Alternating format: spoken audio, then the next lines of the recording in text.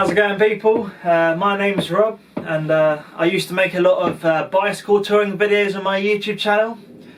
But when I made them, I never had any commentary on the videos. It would just be music and the nice looking visuals. So I figured there's quite a lot of stories from my bicycle adventures that I never shared with you guys. So I thought might as well make a video just to talk about things that happened on my bicycle trips. So the first one was when I was cycling in Ireland. I thought it was the trip was all over and a bit emotional. Basically, I camped the previous night by the sea. I'll have a clip now of where I was camping, and I cycled to a local supermarket, and it was called Mace, in a town called a fishing village called Kilmore Quay.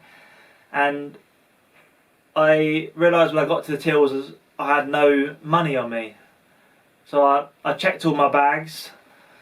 I couldn't find my wallet anywhere. I was missing my wallet. So I went back to where I was camping and looked around. I couldn't find it anywhere. I searched everywhere, and I went back to my bags, looked at my bags, and it was obviously, well, the first time I was I realised I hadn't got my money. I became quite emotional, whatever, you know, people do. And I thought, it's my trip over. Because not only did I have all my money in there, debit cards and all that, but I had all my SD cards that I recorded going to Ireland. So all the footage that I recorded from London to, you know, past the first day of cycling in Ireland, all across Wales and England, was potentially lost because most of my SD cards I recorded were in my wallet, in the money part of it. So I just felt like defeated that I can't find my wallet.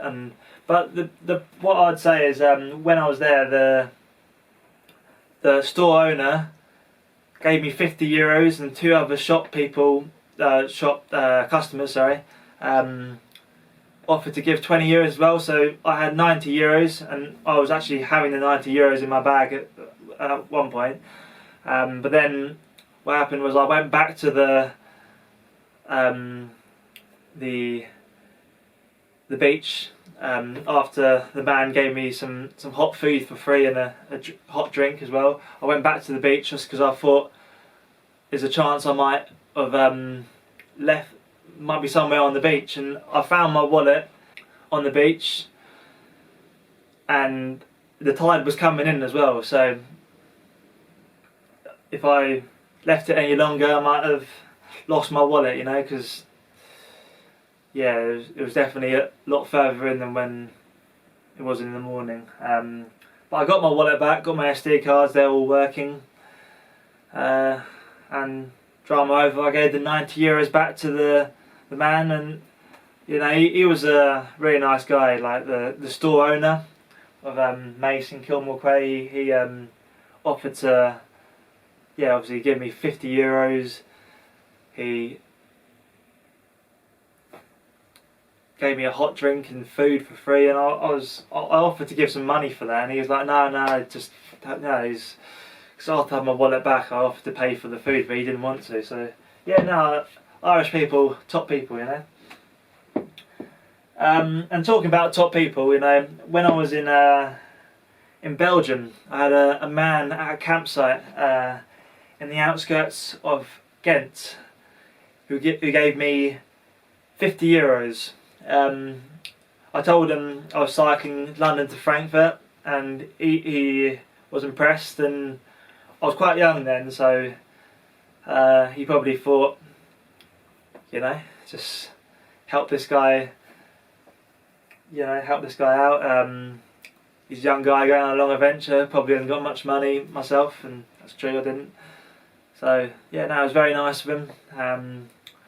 Had someone similar when I told them I was cycling to Berlin from London on the way up to Hamburg, somewhere in a small German town, gave me €10, not as much as the €50, but still appreciated, you know.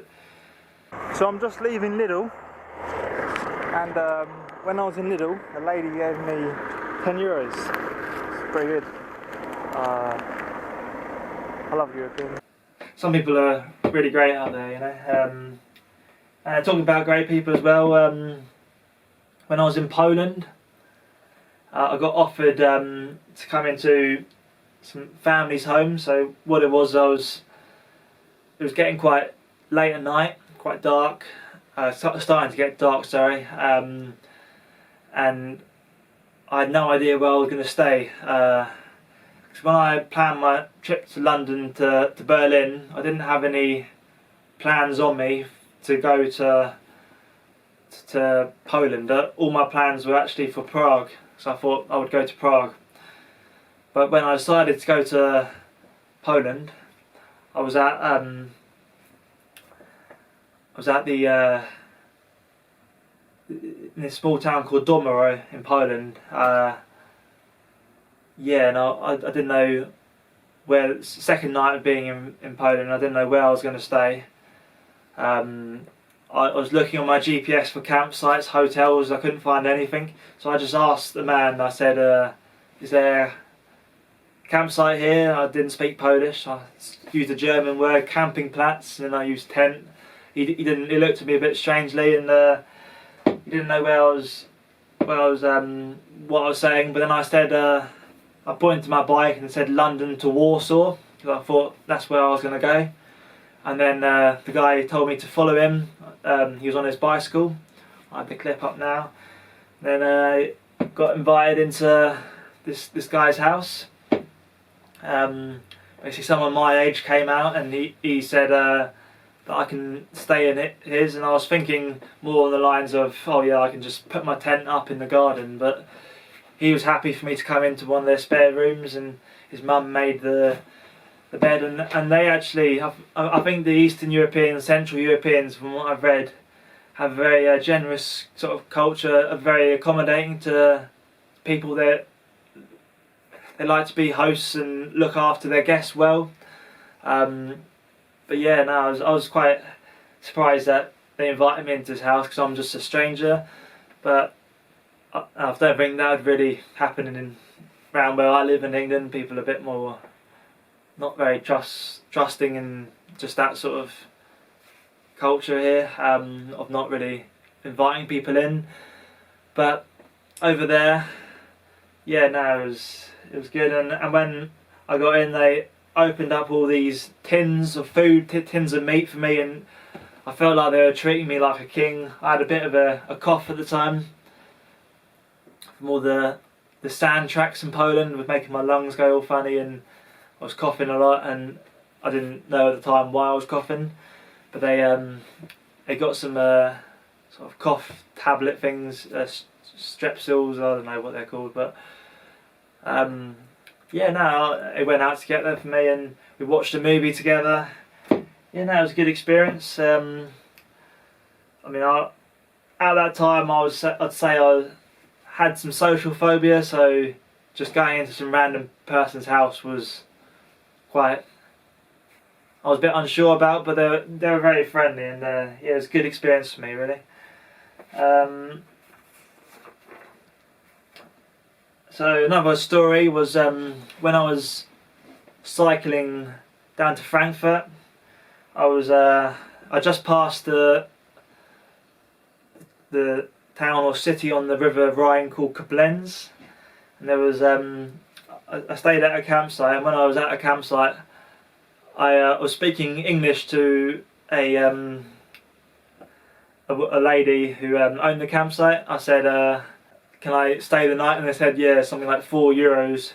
And then two people that were sitting on a bench next to where I was speaking asked if I was English, and then they said, oh, you come have a drink with us, sort of thing. And so I ended up having a drink with these two guys who turned out to be, one of them was from Sunderland, one of them was from a few miles away in a town called Berkhamsted.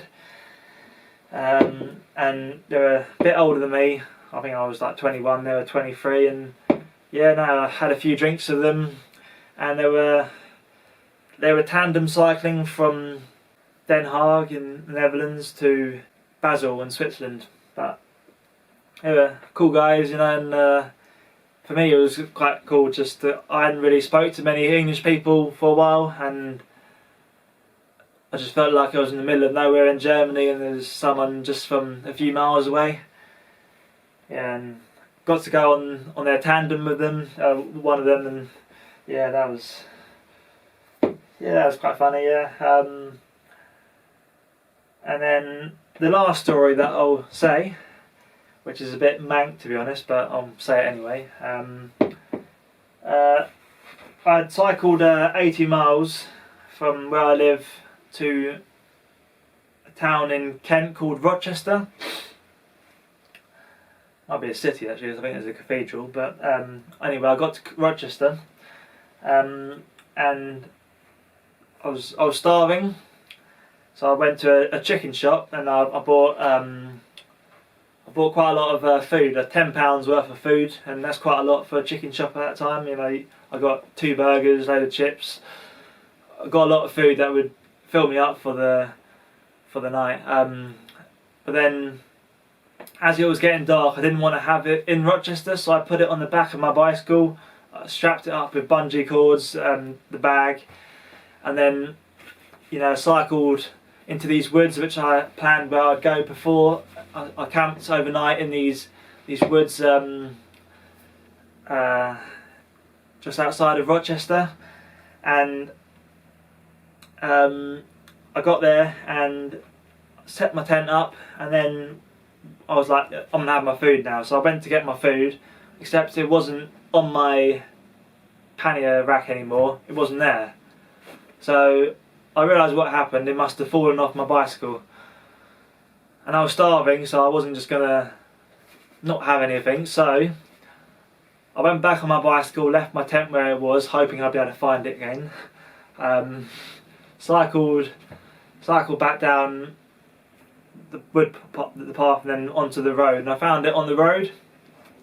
I got it and I was relieved when I got it, but then when I looked closer I was a bit disgusted because there were some slugs in the bag, and then I could see there's some slugs in the chips, so I didn't have the chips, but I got the burgers, and I wasn't trusting the burgers either, but I decided to sort of eat the middle of the burgers and leave the rest, kind of like an animal sort of, but I didn't really fancy eating food covered in sort of slug mess, but I was starving, as I said, so I had what I had, and I luckily had some of these oat bars as well to give me some energy. But yeah, no, I kind of felt a bit like Bear Grylls at the time, so I was sort of eating food that's left out in the wild with God knows what crawling over it, but you know, survived it.